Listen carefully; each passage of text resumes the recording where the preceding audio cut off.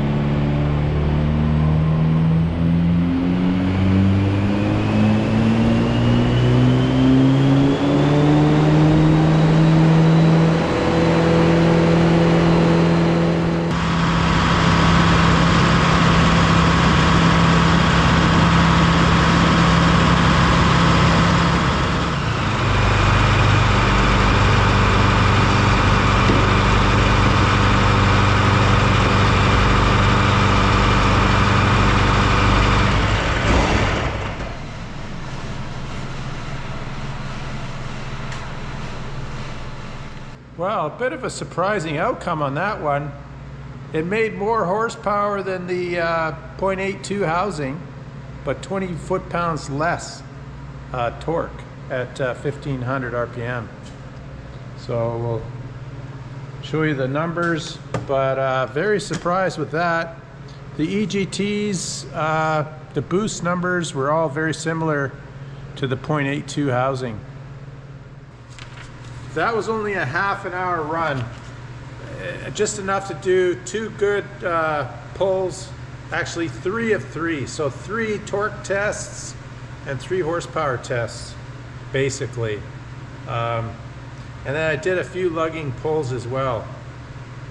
It didn't seem to respond as well as the 0.82 on the lugging pulls.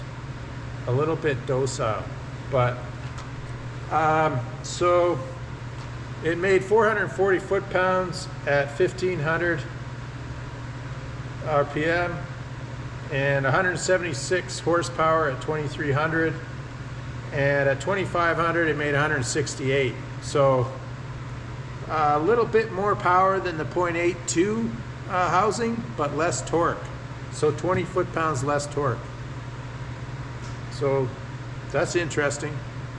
When I tried the Garrett with the divided housing, mind you, that was a really poor example of a divided housing, but it was way off. Like, geez, like 20 horsepower less. So that's surprising. So peak boost was 17 PSI. Yeah, that seems really low. I'm thinking of the pig injectors again. So 17 PSI, airbox was 27, and drive was 25 PSI. 2300 RPM, so that was at 2500 RPM. At 2300 RPM, 17 PSI boost, 25 airbox, 22 drive pressure. Intercooler temperatures, inlet was 240, the outlet was 114. 114 degrees. At 1500, the boost was about 12 PSI across the board. All of them the same. So, yeah, very surprising. I might leave that housing on, to be honest. That's what I'm going to do. I'm going to leave the divided housing on. We're going to build up some 9210s, swap those in, and run this housing on the 9210s. And then compare it to the 0.82 open housing. So, surprised on that one, guys. I wasn't expecting that. All along I thought, gee, this thing's a dog, but it's only got 65 cc injectors in it. I'm used to seeing numbers with those 100s. Yeah. So we're gonna leave this housing on. We'll give it a couple of more runs with that housing and see what it does with the 9210s. I had to haywire this up. I haven't welded this to this flange here. I want to, in case I send this back to Matt, I don't want to weld everything up for him. So I just haywired it on there to keep this onto the, it's all kind of hokey, see? Well, there you go, guys. The outcome was not what I expected. We made 5 more horsepower and 20 foot-pounds less torque than the 0.82 housing. So again, thanks for checking in, and we'll catch you on the next video. Take care.